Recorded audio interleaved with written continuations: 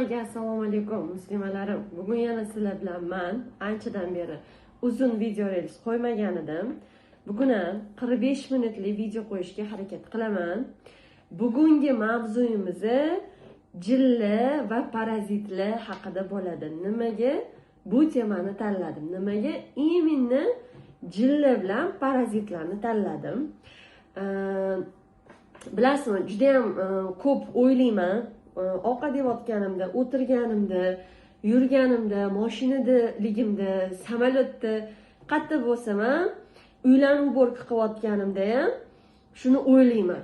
Mana shu issiq joylarda, toza emas joylarda jilla yuradi. Ha? Mana uylarni uborka qilasiz, yokida chaylarni artasiz, yokida hojatxonada jilla Mundoq o'ylab qaradim. Inson tanasi ham xuddi shu ahvol ekan deb qoldim. Ya'ni bizda mana bunaqa narsa-da. Kelinglar shuni hozir ochiq-oydin gaplashamiz. Inson organizmi xuddi shunaqa. Masalan, nimaga jilla bilan bog'liqlik qildim? Parazitlarni nimaga deganda, issiq joyda jilla yig'iladi. Ya'ni insonni ichiga jin kirib olishi ham xuddi shundan kelib chiqadi. Endi qaranglar. Buni ochiqlaymiz. Bemalol vaqtimiz bor, shuning uchun yaxshilab o'tirib oling. Xo'p, endi qarang. Agar inson aytaylik, mana ertalab har kuni men imbir ichaman, har kuni imbirli choyim, imbir bilan kipitok ichaman. Чтобы kisheshnikimni tozalash uchun, ichigimni, oshqozonimni tozalash uchun. Yazvasi borligi slabo, легкий qilinadi. Oshqozonda muammosi yo'ligi, kolitis bormi, gastrit bormi, mumkin. Keyin bunaqa akatsion asalga palma g'unchalarini yarim kiloga 50 gram aralashtirib qo'yganman. Har kuni ertalab och qoringa ichamiz. Yokida oddiy asal ichsangiz bo'ladi, yokida shafranoviy asal bor. Buni o'zimizning Zomin tog'larida ham sotadi. Zafaron deyiladi. Yokida parazitlarni o'lishi uchun hammasini e'tibor qilgan bo'lsangiz, sariq rangda. Yokida kurbis bor, qovoq urug'ini yog'i. Yokida qora sedana yog'i. Bular hammasi oshqozonimizni tozalaydi. Nimaga oddiy suv bo'lmaydi ertalab ichishga? Oddiy qaynagan suv ichaman. Mana juda ham ko'plarni konsultatsiya qildim Toshkentda. Juda ham ko'plar oddiy qaynagan suv ichaman dedi. Shelachniy voda bo'lishi kerak, ya'ni nimadir bilan siz krizni yuvganda oddiy suvda yuvmaysiz-ku, to'g'rimi? Parashok bilan yuvasiz, lenor bilan yuvasiz. Bilmadim, har xil turdagi hidli bilan, lekin kirini ketkazish uchun oq kiyimlarga oq parashok, qora kiyimlarga qora parashok ishlatasiz, to'g'rimi? Yokida kapsula. Xo'p, даже allergiyasi borlarga eko parashoklar ishlatasiz. Xuddi shunaqa bizani ichagimiz, kisheshnikimiz ham og'zimizdan tushgan og'iz bo'shlig'idan boshlab, mana bu trubalarimizdan boshlab ichagimizgacha tushayotgan ovqat hammasi organlarga borguncha toksinlardan ajraladi, limfalar orqali tozalanadi, limfa tugullari orqali o'sha limfa zastoy deymiz, endi u boshqa tema, o'zi limfalar bizning organizmimizdan musullarni tozalashga yordam beradi. Aytmoqchimanki, ertalab ovqatlanishdan oldin oddiy suv emas, nimadir bilan suv iching. O'shanda kechagi qolib ketgan ovqatlaringiz, ya'ni og'zingizdan nito'yib kelyapti, atsidoz bo'ladimi, amiyak bo'ladimi, hid bo'ladimi, parazitoz, bakteriya bo'ladimi, hammasini yuvib tushiradi. Kechagi ovqatlaringizni ham, turib qolgan kallang ham, mana shu imbir, asal, qora sedana yog'i hammasi yuvib tushiradi. Birinchidan ular Qur'onda kelgan. Ikkinchidan parazitlar sariq rang yomon ko'radi. Mana quyosh ham sariq rangda, e'tibor qilsangiz. Nimaga jilla shaytonlar shomdan keyin uyg'onadi, vampirlarga o'xshab? Hech e'tibor qilganmisiz? Nimaga quyoshda inson zo'r kayfiyatda yuradi? Lekin yopiq yurishimiz kerak, chunki kojani ham buzadi bu quyosh. U boshqa tema. Lekin parazitozda zo'r ta'sir qiladi. Parazitga qarshi, как nima desam ekan, солнечные лучи.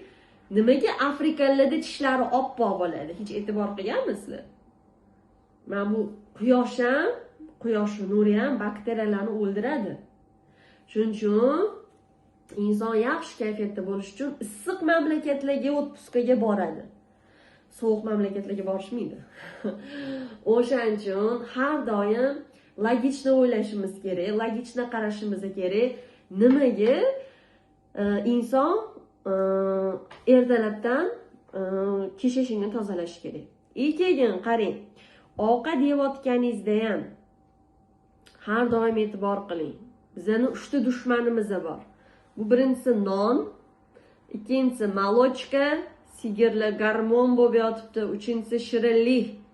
Mana shu 3 tadan eng rasvosi bizani parazitlarni ko'payishiga olib keladigan shirinliklar, xamir ovqatlar, tortlar, pechonnilar.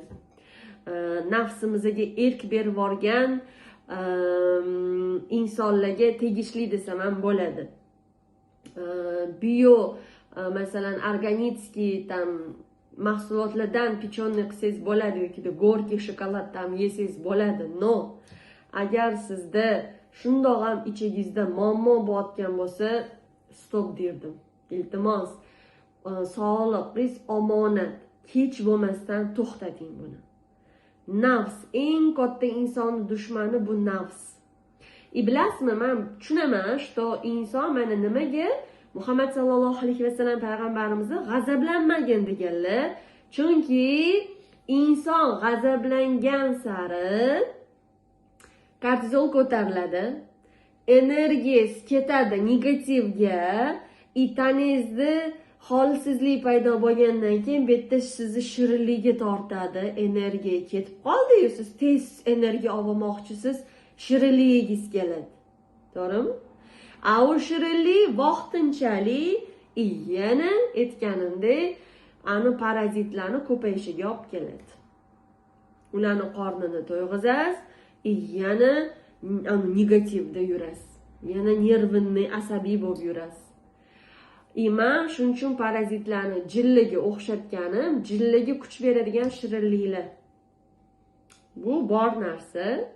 Shuning uchun biza musulmonlar ro'za tutganimizda shaytonlarni zanjirband bo'lishi, lekin ba'zi odamlarga ta'sir qilmasligi bu nafsidan kelib chiqyapti.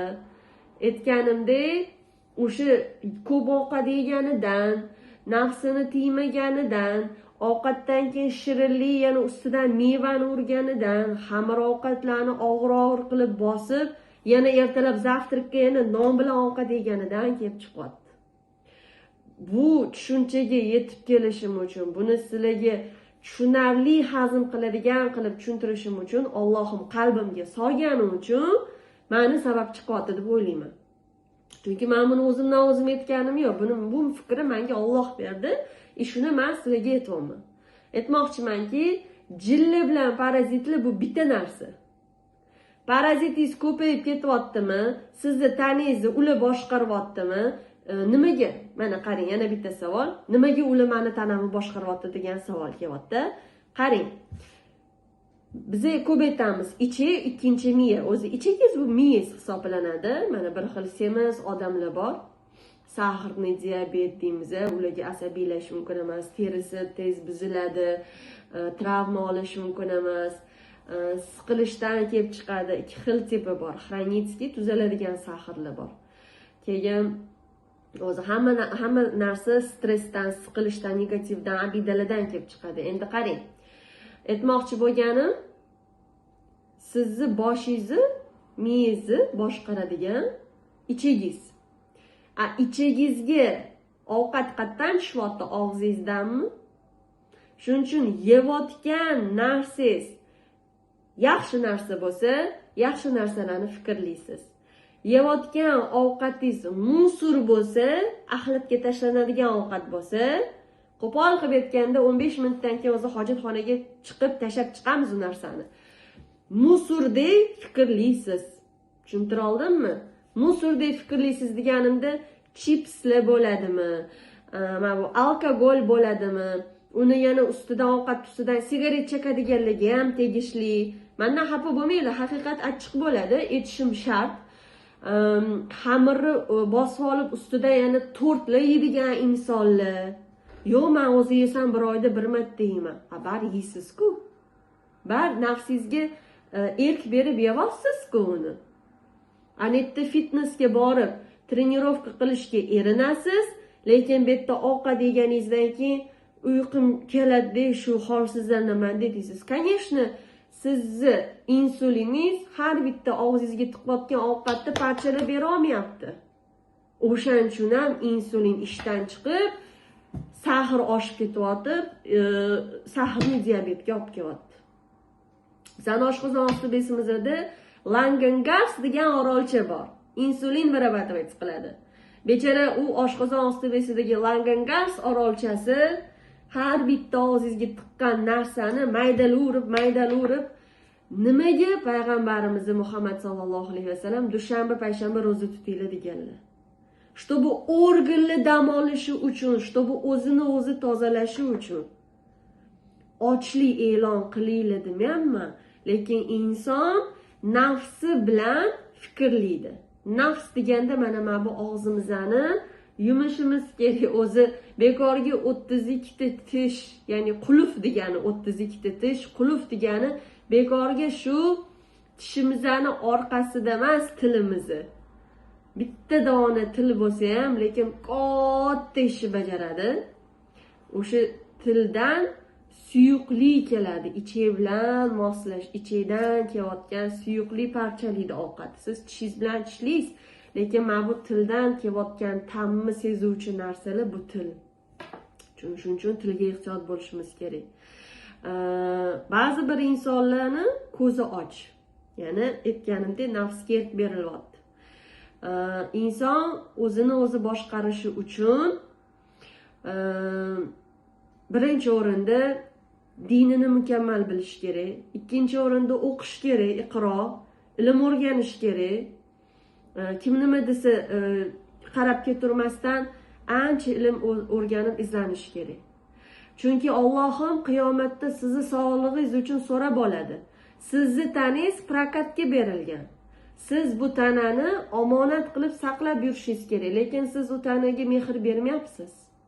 Siz kimnidir xafa qilib qo'ymaslik uchun uni ovqatini yeyapsiz, uydagilarni xursand qilaman deb первый, второй, третий qilyapsiz, lekin biyo tarafini o'ylamayapsiz.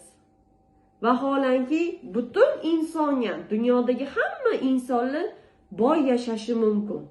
Agarki nafsiga erk bermagan bo'lsa. Har kuni ro'za tutib yashayotganlar bor.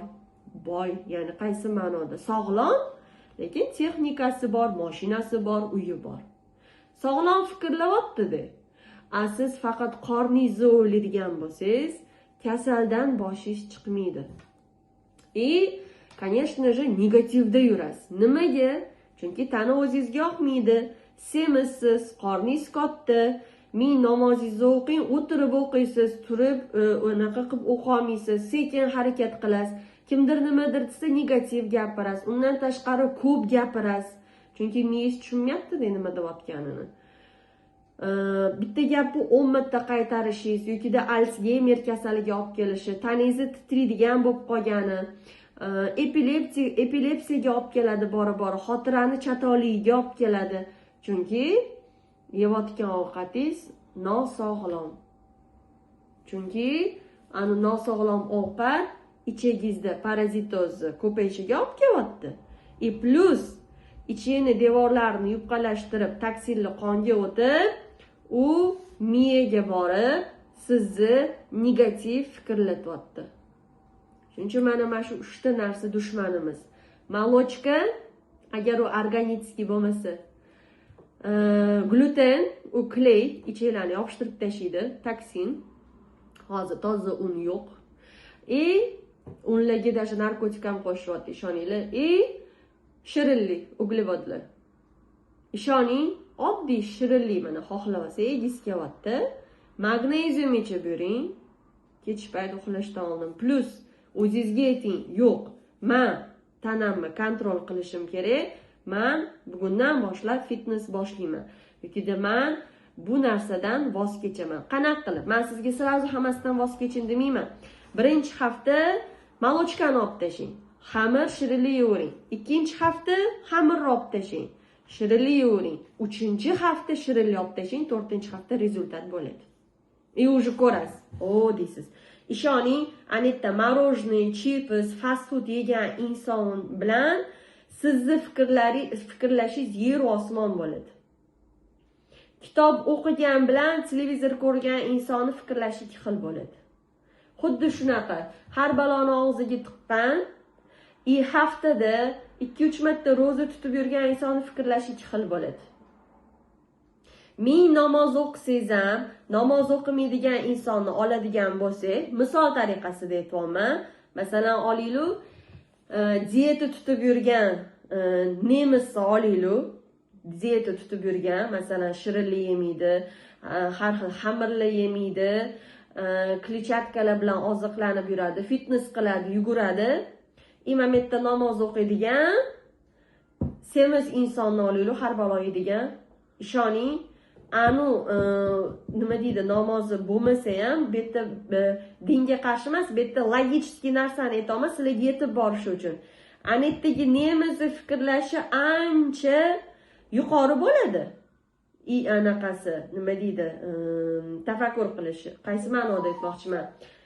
Fikrlash qobiliyati, tez fikrlashi, ko'rinishi ham yosh bo'ladi. Shuning uchun men O'zbekistonga borganimda ko'p nemislar bilan o'zbeklarni solishtirdim. Biz musulmonmiz, namozdamiz, lekin nemislardagi bo'lishimizga ancha bor. Qaysi taraflama? Fizikiy, ekonomika tarafdan, bular juda ham ovqatda ham ekonom qiladi nemislar. Sizni fikrlashingiz yer osmon bo'ladi. Kitob o'qigan bilan televizor ko'rgan insonni fikrlashi ikki xil bo'ladi. Xuddi shunaqa, har baloni og'ziga tiqqan, haftada 2-3 marta ro'za tutib yurgan insonni fikrlashi ikki xil bo'ladi. Ming namoz o'qisangiz ham, namoz o'qimaydigan insonni oladigan bo'lsak, misol tariqasida aytyapman. Masalan, olaylik, dieta tutib yurgan nemisni olaylik, dieta tutib yurgan, masalan, shirinlik yemaydi, har xil xamirlar yemaydi, kletchatkalar bilan oziqlanib yuradi, fitness qiladi, yuguradi. Imomiyatda namoz o'qiydigan, semiz insonni olaylik, har balo yeydigan.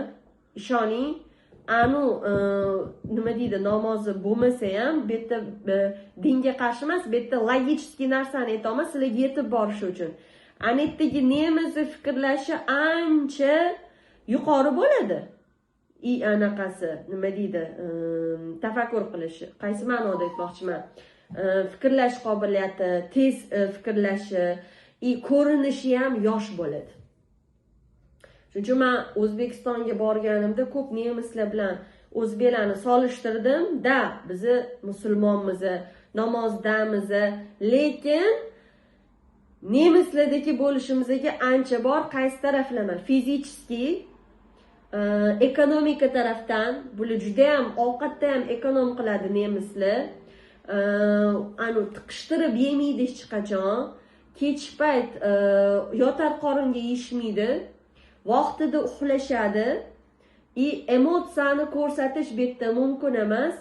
Emotsiyani ko'rsatmaslik uchun magnezium ichib yurishadi, vaqtida uxlashadi, sport qilib yurishadi, fitnessga borib yurishadi.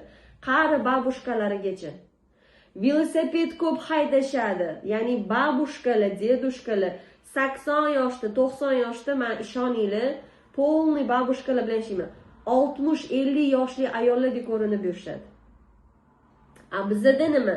Bizda tug'ilgan kun, o'tirish, gap, to'y, hasham, tog'ora kechirib qo'yasiz. Kimga kerak u narsa? Kimga kerak? Qayerdan kelib chiqdi bu narsa? Bizning mentalitetda shu birinchi o'rindami? Nahotki bu insonga baxt keltirsa, menga masalan baxt keltirmaydi bu narsa. Menga nima narsa baxt keltiradi? Qachonki miyam sog'lom bo'lsa, tanam figurni bo'lsa, figurni deganda oynaga qaraganingizda xipcha belli, anoreksiyangiz yo'q, lekin sog'lom fikrlisiz, ko'rinishingiz yosh. Sog'lom ovqatlanishim, putешествие qilishim, insonlarga negativimni to'kmasligim, insonlarga foyda keltirishim, sadaqa berishim, o'zim ustimda ishlash. Shu emasmi baxt? Ibodatimni vaqtida qilishim. Men nima desam ekan? O'zbekistonga mana kelib ketib yuraman, men solishtiraman. Men o'qil solishtiraman. Allohim xohlabdiki, bugun shu reels shu YouTube'da qo'yiladi, chiqadi. Uni o'sha administratorlarim alhamdulillah YouTube'da ham, Instagram'da ham, Telegram'da ham yana bitta mobilografimiz ham bor, adminlar ishlashadi. Ularga oylik beraman. Shu holatga kelishimga Allohim meni sabab chiqib qo'ydi, qanaqa qilib? Chunki men o'zimni o'zim o'zgartira oldim. Ya'ni Allohim sizga ixtiyor beradi. Siz o'zingizda iroda topib ham nima deydi? Nafsingizga erk bermasligingiz kerak. Nafs deganda mana bu og'zimizni kontrol qilish. Qancha siz mana shu nafsingizni kontrol qilsangiz, shuncha nima deydi, fikrlashingiz ham o'sadi, negativniy emotsiyalar pasayadi. Parazitlar bilan jilla deganimda nechta insonlarni ichiga jilla kirib olgan. Ishoninglar, sehrni oladigan bo'lsak, hammasi ovqat orqali, choy orqali kiradi. Bizni juda ham ko'p gaplarni yaxshi ko'ramiz, mehmonga borishni yaxshi ko'ramiz. Basharasiga kulib turib orqadan pichoq urayotgan qarindoshlar qancha? O'zingizni uyingizda o'zingiz tayyorlagan ovqatni yeng. O'zingizni uyingizda yaxshilab pishirilgan, qo'rilgan taom yeng. Mehmonni ko'rishgingiz kelyaptimi? Mayli restoranga borib, sog'lom ovqat tanlab olish huquqiga egasiz. Prям spetsialni xamir ovqat yeyish kerak degan narsa yo'q. Men masalan yegim keladi, yegim kelmaydi emas. Menga ham tortli yegim keladi, stressdan menda ham bo'ladi, lekin men srazu fitnessimni qilaman yoki o'sha narsani yegim kelganda ham bir kunda bir mahal ovqatlanishga harakat qilaman. Chunki sahobalar paytida ular bir oylab qozoni qaynamagan. Abu Bakr Siddiq dashi bellariga ip boylab yurganlar. O'zingizlar bilasizlar, xurmo bilan ovqatlanishgan, bir kunda bir mahal ovqatlanishgan. Haqiqiy mo'minni ovqatlanishi kuniga bir mahal. Musulmonniki 2 mahal. Ho'kizdek ovqatlanmoqchimisiz, 3 mahal ovqatlanavering. Shunaqa deyilgan o'zi kitobida. Shuning uchun men o'zimdan olib gapirganim yo'q. O'zim ustimda ishlayapman, alhamdulillah. Ko'zim bor, quloqim bor, oyog'im bor. Harakat qilayotganimga Allohga shukr. Semizlikdan, stressdan, shu nafsini tiya olmagandan, hadib ovqat yeyurgandan, semirib ketib, o'zini vaznini ko'tara olmaydigan kasallar qancha? Ulardan qanaqasiga pozitivniy naqa kelsin, pozitivniy fikr kelsin, pozitivniy muomala kelsin, pozitivniy nima desam ekan, отношение kelsin. Yo'q, unaqalardan pozitivniy hech nima kelmaydi. Unaqalardan negativ chiqadi. U negativ boshqa insonlarga ta'sir qiladi, ko'chadagilarga ta'sir qiladi, farzandlaringizga ta'sir qiladi. 2 qat bo'lsa, tug'ilgan farzandi o'sha bilan tug'iladi. Ko'ribsizki, kelajak avlodda ahvoli og'ir holatda. Chunki pitaniya bu zo'r pitaniya degani xamir, shirinlik, malochka, tortlar degani emas. Yo'q, bu juda katta xato. Sog'lom, ya'ni kelajak avlod degani sport. Qomatingizga qarab yurish, qaddi qomatim shuk degan kursim ham bor. to'g'ri sog'lom ovqatlanish diyeti deganim yo'q. Diyeti degan so'zni ishlatganim ham yo'q. Sog'lom ovqatlanish, ko'p suyuqlik ichib yurish, ko'proq kitob o'qish, miyani televizor bilan zaharlamaslik, sizga to'g'ri kelmaydigan insonlar bilan gaplashmaslik, ortiqcha cho'qqilab ovqat yemaslik. Iloji boricha o'zingiz ustingizda ishlashingiz kerak. Agar ko'proq ma'lumotlarga ega bo'lmoqchi bo'lsangiz, Telegram kanalimga kiring, Instagramimga kiring. Instagram, Telegram yo'li YouTube'imdan ko'rsa bo'ladi, lekin ishoning, mana shu jilla bilan parazitlar bir-biri bilan bog'liq. Agar siz kisheshniki zagrizyonni qiladigan bo'lsangiz, bakteriyalar razmnojatsiya qiladigan bo'lsa, sizni kayfiyatingiz buziladi. Turmush o'rtog'ingizda shu muammo bo'lsa, faqat shirinlik yesa, ertalab ham turib zavtrakda shirinlik yesa, to'g'ri ovqatlanmasa, tam pomidor, bodring, kletchatkalar, rukola, shpinatlar yemasa, ertalab och qoringa shelishni suvli ichmasa, yog'li ichib yurmasa, ichida muammosi bo'lsa, kisheshnikida endi bakteriyadan diareya bo'lishi mumkin, disbakterioz bo'lishi mumkin, yoki qabziyat bo'lishi mumkin. Oxiri o'sha insonni nima deydi, oilasi bilan muammosi kelib chiqaradi. Oilasi yoqmaydigan bo'lib qoladi, og'aynilari yoqmaydigan bo'lib qoladi, ishlagisi kelmaydi u insonni, baqiroq bo'lib qoladi. Nima deydi? Ya u kishining ham oilasiga ta'siri bo'ladi. Aytmoqchimanki, hamma narsani kontrol qiladigan bizani yeyotgan ovqatimiz. Juda ham ehtiyot bo'lishimiz kerak. Mana shu halolmi, harommi yeyotgan narsangiz. Harommi ko'p yeyapsizmi, bilingki, ichingizda bakteriyalar razmnojatsiya qildi degani bu jinniz bor degani. Ishoning, bunda masalan, men qayerdan bilaman? Men o'zimdan o'zim fol ochayotganim yo'q, astag'firulloh, Alloh asrasin. Men ham qabrga yotib javob berishim bor, Alloh xolida. Aytmoqchimanki, hozir yana bitta fikr keldi. Mana konsultatsiya qilyapman-da, anonim qoladi bu hamma narsa. Konsultatsiya qilayotganimda men bitta hijoma bo'yicha konsultatsiya qilmayman. Men meditsinada mana 2005-yildan beri o'qigan bo'lsam, mana Barovskiyni 3 yil bitirdim, keyin Avstriya, keyin Polshada 6 yil, mana Germaniyada 12 yildan beri yashayman. Har yili 2-3 marta hijoma kursini o'tgani uchib kelaman Germaniyadan Toshkentga. Undan tashqari xotirjamona sog'lom bola kursim ham bor. U tabiiy yo'llar bilan polni oilangizni bitta tabibasi bo'lasiz. Hijoma bitta oilangizni hajjomasi bo'lasiz. Aytmoqchimanki, tabobat bilan hijoma bog'liq.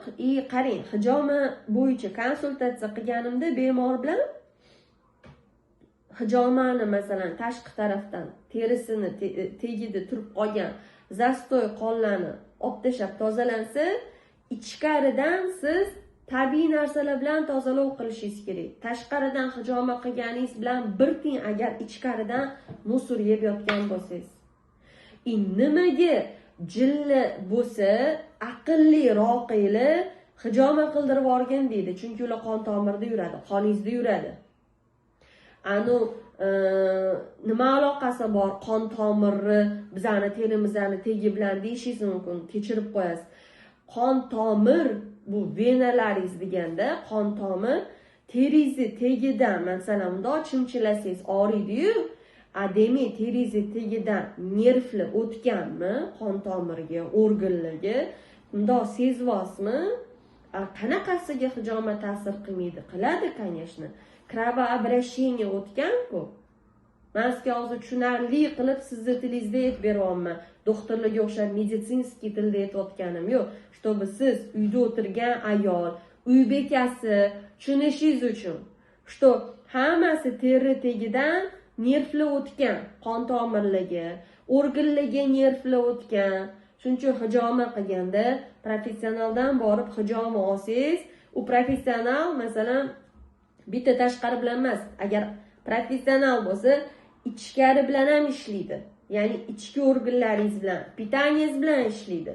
Hijoma degani faqat hijoma qildim emas. U pitanyani men har doim konsultatsiyamda so'rayman. Nima yeysiz deyman. jini bor ayollarni ko'raman.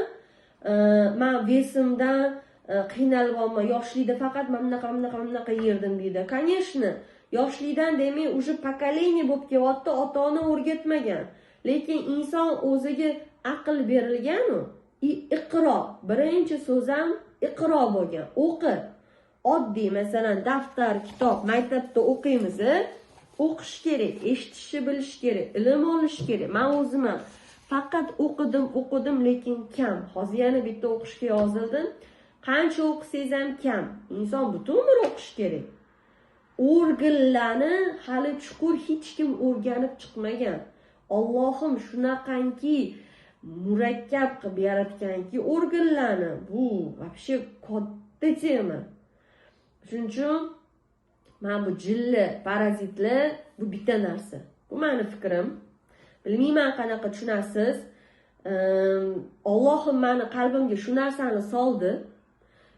Uylarni даже kir bo'lib ketsa, farishtalar toza joyga kirmaganda, sizni qalbingizga ham Qur'on o'qishlik kirmaydi agar keshishingizni, ichingiz organlaringizni tozalamasangiz. Arab tilini o'rganish kirmaydi, namoz kirmaydi. Iymon degan narsa kirmaydi, namozni vaqtida o'qish kirmaydi, roza tutish kirmaydi.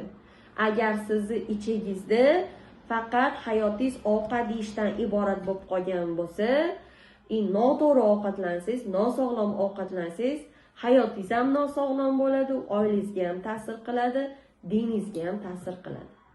Shuning uchun unaqa insonlarga, конечно, jin kirib oladi.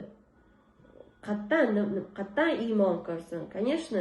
Shuning uchun juda ko'p narsa bizani ichki organlarimizga, ya'ni oshqozon ichiklarimizga bog'liq.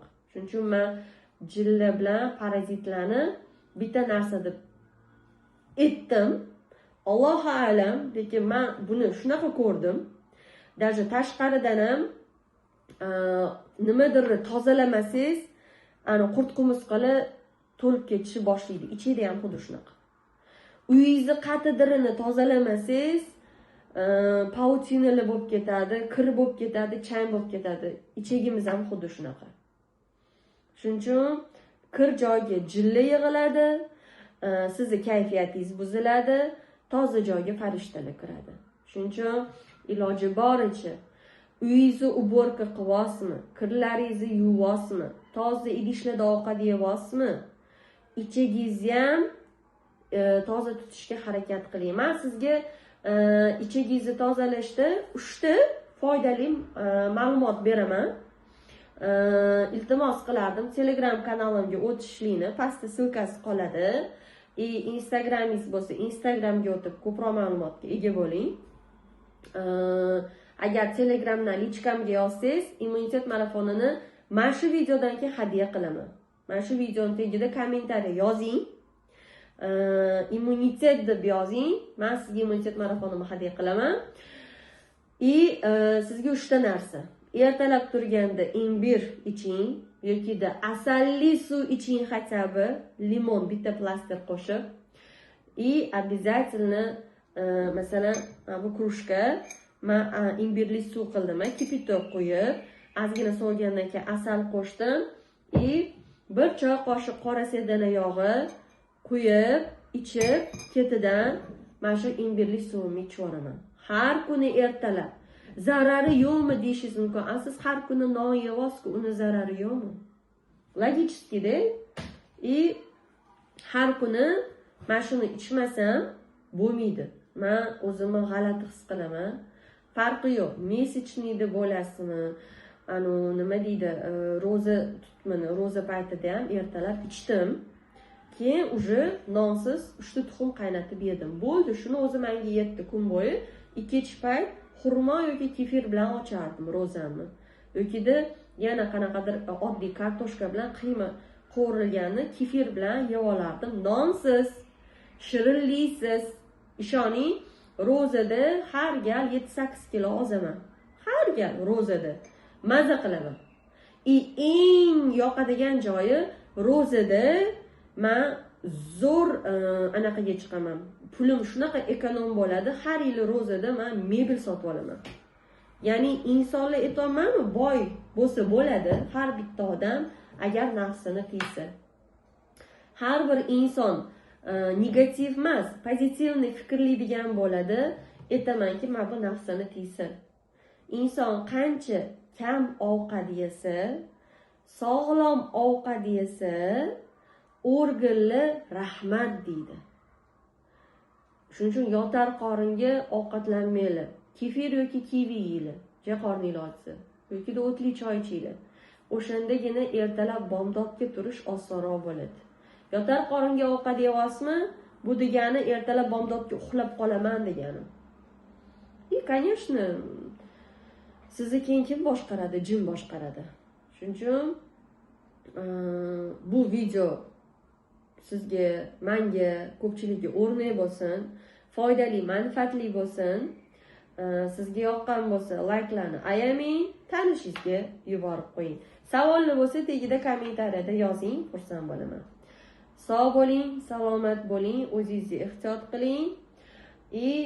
Maslahatim, bugundan boshlab daftar tuting, yozing o'zingizga. Bugundan boshlab hayotingizga o'zgartirish kirgizing. Inshaalloh irodangiz kuchli. Allohga oson duo qiling. Allohim sizni dangasalikdan qutqarishini duo qiling. Trener bilan fitness boshlang. Lichkamga yozing Telegramdan. Men sizga immunitet marafonini jo'natib qo'yaman. Sog' bo'ling.